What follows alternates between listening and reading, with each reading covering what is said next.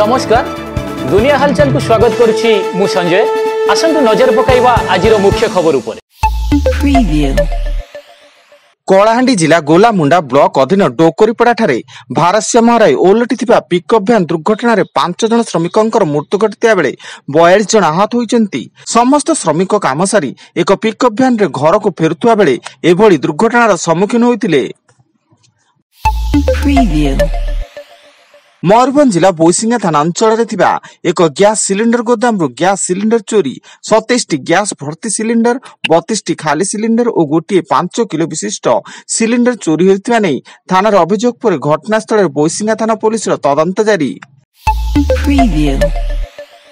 नुआपड़ा जिला श्रमिक संघ पक्षर आज 8 घंटिया नुआपड़ा बंद। जिला श्रमिक संघर आवाहक जदुमणि पाणिग्राही और वरिष्ठ नेता भक्त बंधु धरुआ नेतृत्व में यह बंद पालन करा बेले जिले में दुकान बजार बंद रहा सह जानवाहन चलाचल भी बंद रही।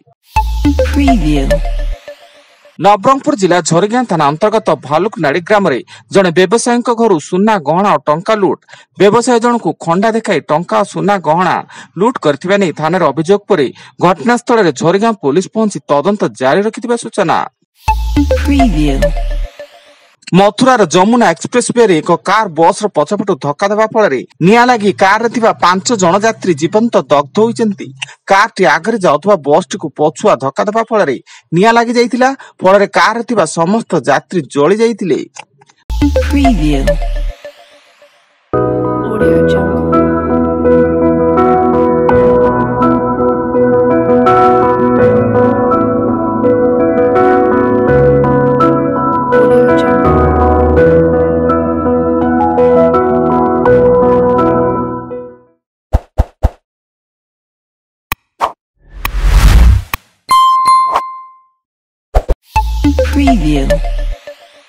आज देश में 1 लाख नियुक्ति पत्र बांटी प्रधानमंत्री नरेंद्र मोदी।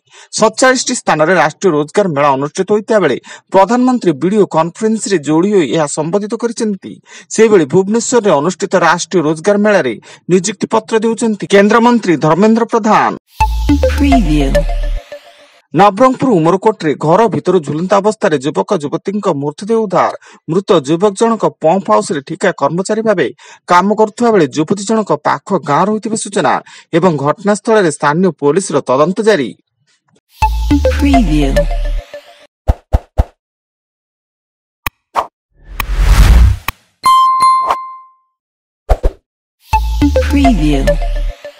कटक एससीबी मेडिकल रे मंगलवार थाना पुलिस 3 जन दलाल को गिरफ्त करी कोर्ट चालाण करिछि। पुलिस नॉन ट्रमा काजुअलिटी निकट रे बुलुतबा 3 जन को रोगी संपर्क परिचय देइतिले जेतेबेले सेमाने रोगी को घरे नर्सिंग होम को पठाइबा को उद्यम करथिले।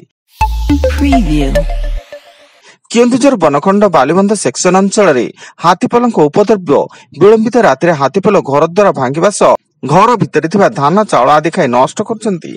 फल स्थानीय लोक भयभीत अवस्था देखा मिलुछि।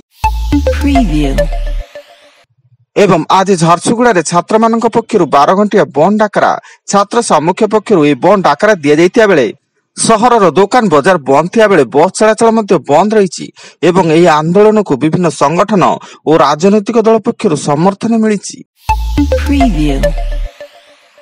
आज एतिकी अधिक खबर जानिया पाई आम वेबसाइट विजिट करंतु www.duniyahalchal.in। धन्यवाद।